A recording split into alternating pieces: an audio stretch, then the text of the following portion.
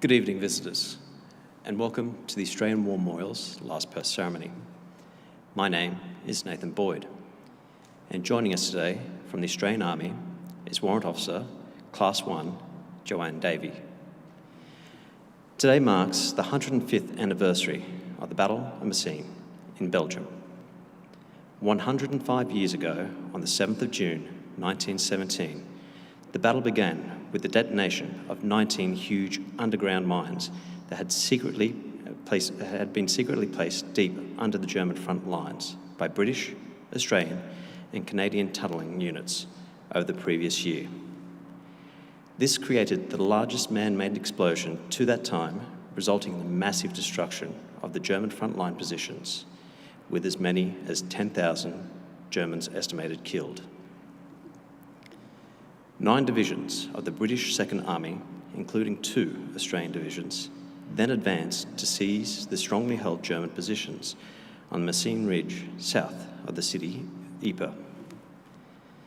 The battle-hardened 4th Australian Division, together with the 3rd Australian Division under Major General John Monash, entering the battle for the first time, assaulted with the support of artillery, aircraft and tanks. They overwhelmingly stunned the German defenders in their strongholds as the British formations to the north and captured all their objectives within 6 hours. Messines is generally regarded as one of the greatest set-piece victories of the war, but it was costly, with a loss almost equal on both sides. Of the 26,000 British casualties, more than half incurred by the 2nd Anzac Corps. The 2 Australian divisions together suffered 7,000 casualties, and the New Zealand division almost 5,000. German casualties were estimated at 25,000, including more than 7,000 missing. The capture of Messines Ridge left the way open for Allied forces to begin their long-planned assault in Flanders, to drive the German forces from their dominant ground and sweep towards the Belgian coast to seize vital ports. This major offensive, now known as the Third Battle of Ypres, would drag on for 4 months, from the end of July to mid-November 1917, and would cost the British Army approximately 275,000 casualties, including 70,000 dead, among them 38,000 Australian casualties, including 12,000 dead. Today, we remember all those who died at the Battle of Messines, whose name and their names are recorded here on the Roll of Honour, and remember the survivors who returned home. We will recall the story of just one today, Sergeant Frank Whitelaw of the 38th Battalion, Australian Imperial Force, who was killed in the action during the Battle of Messines on the 7th of June 1917.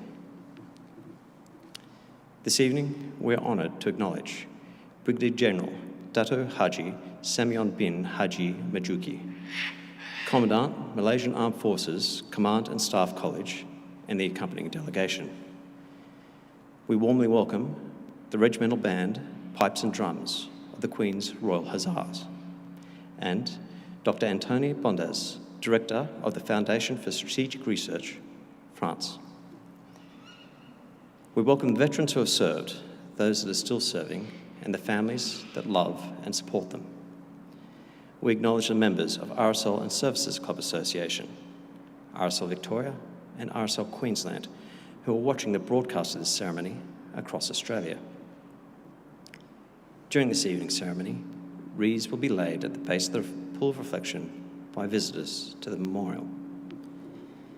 If you are able, please stand and join in singing the national anthem.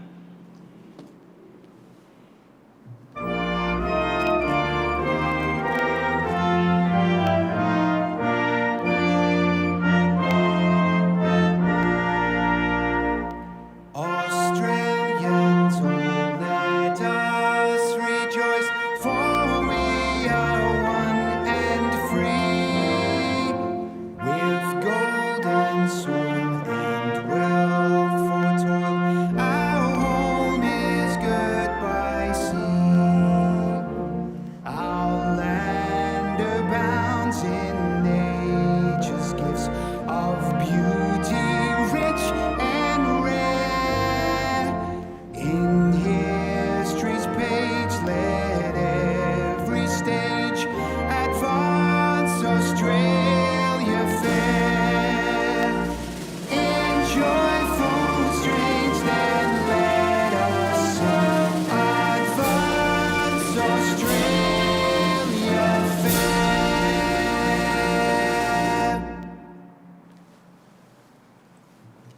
If you're able, please be seated.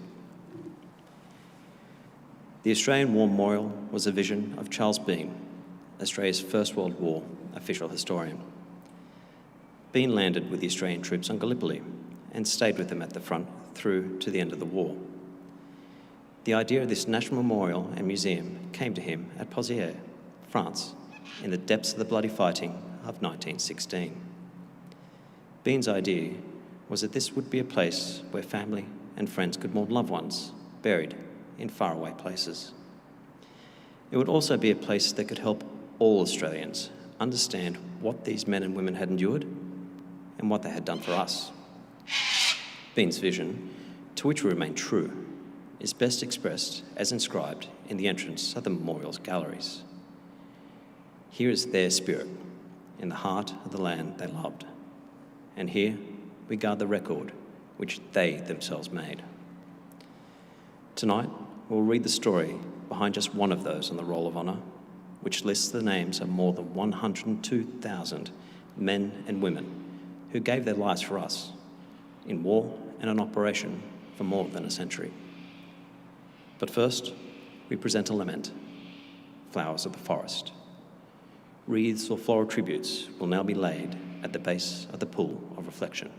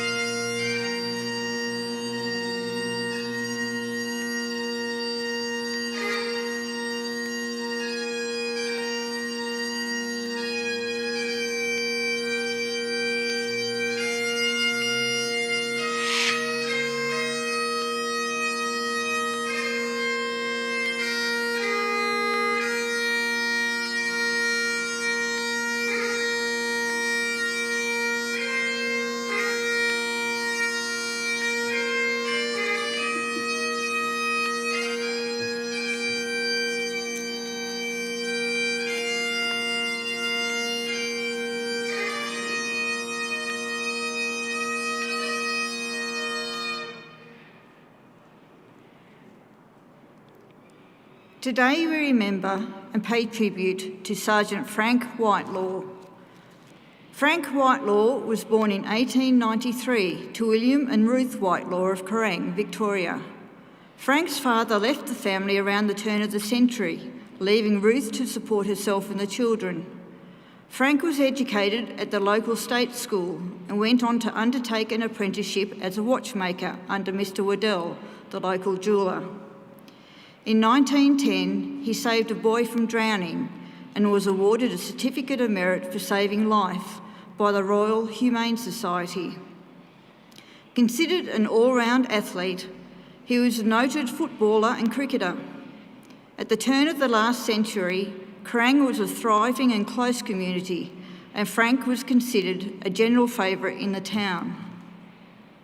Frank Whitelaw enlisted in the Australian Imperial Force in February 1916, following in the footsteps of his brother Ted, who had enlisted 6 months earlier. He underwent a period of training in Australia before leaving for active service with the 38th Battalion in June 1916. He did not have a pleasant voyage, becoming so seasick that he had to be admitted to the ship's hospital. The 38th Battalion was a new formation, having been established days after Whitelaw enlisted.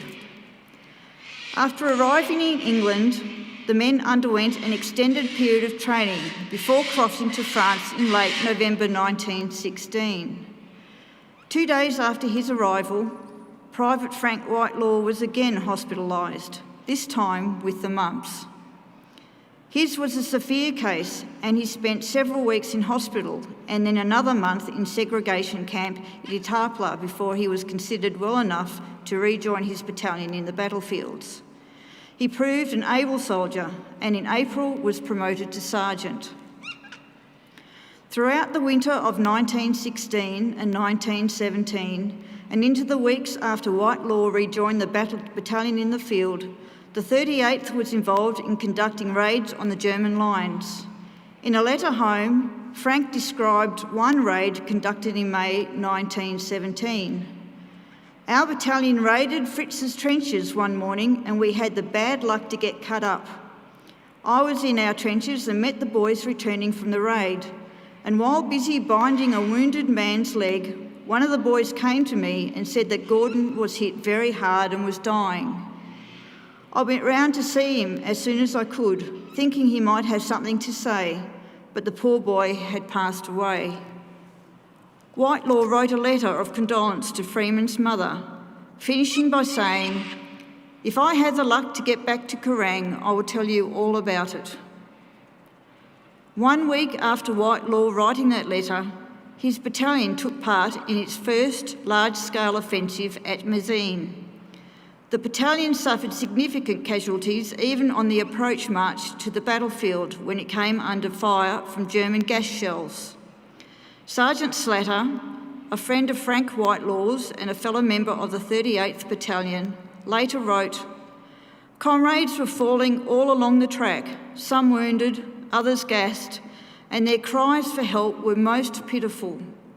We did not arrive at our hopping over point until 2:30 a.m, and we were all thoroughly exhausted. That 40 minutes waiting for the signal I shall never forget. We were all gasping for breath, and the air being thick with gas necessitated us keeping our respirators on." The Battle of Messines had been meticulously prepared over months and was launched with the detonation of a series of massive mines. Slatter continued his account. "It was just breaking day at 3:10 when an electric button was pressed and the earth seemed to suddenly open and the line in front of us disappeared. 19 mines containing over 600 tonnes of explosives were set off simultaneously. As a spectacle, this was very fine. Great streams of orange flame shot up in Fritz's lines, each one a huge volcano in itself, and each vast sheet of flame as it leaped roaring upwards, threw up dense masses of dust and smoke, which stood like great giant pillars towering into the sky, all illuminated by the firs below. The earth shook like a jelly, and we, who were in our frontline trench, were tossed about as though on a rough sea. The 38th Battalion, part of the first wave in its sector, launched its attack into the smoke and flame and succeeded in capturing its objective, digging in and constructing 2 strong points. Sergeant Slatter was hospitalised after being gassed during the attack. He wrote, "I had a letter a few days ago from France and it contained bad news. Amongst the few names mentioned was Frank Whitelaw. I feel very sorry indeed. Frank was liked by all and a dinkum soldier. The last I saw of him was just before the march to the trenches, and he was quite cheerful." No record remains of the manner of Whitelaw's death. His body was recovered from the battlefield, and today he lies in Bethlehem Farm West Cemetery in Belgium under the words, "Faithful unto death, greater love hath no man than this." In Australia, Frank's brothers put a simple epitaph of their own in the newspaper. In memory of our beloved brother, he died for his country. Frank Whitelaw was 23 years old. In the photograph displayed today beside the pool of reflection, Sergeant Frank Whitelaw is pictured in the second row, third from the left. His name is listed on the Roll of Honour on my right, amongst almost 62,000 Australians who died while serving in the First World War. This is but one of the many stories of service and sacrifice told here at the Australian War Memorial. We now remember Sergeant Frank Whitelaw, who gave his life for us, for our freedoms, and in the hope of a better world.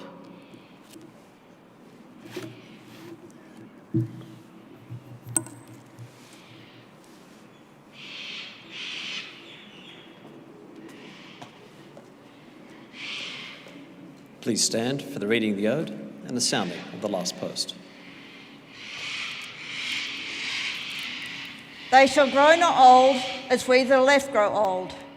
Age shall not weary them, nor the years condemn. At the going down of the sun and in the morning, we will remember them.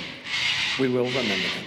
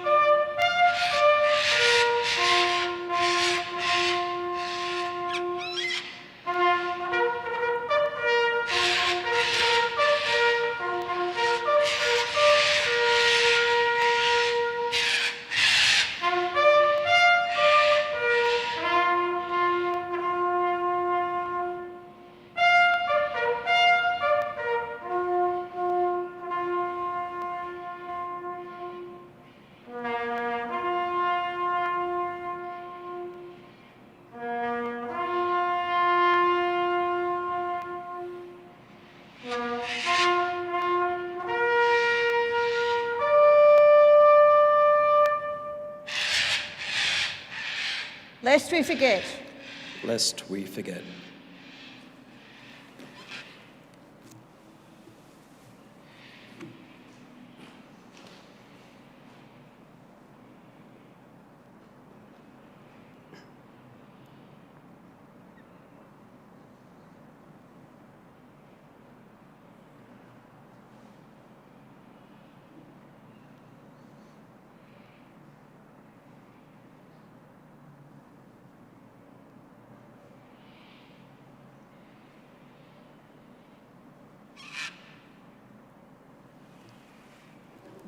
We leave you this evening with the words of the memorial's founder, Charles Bean.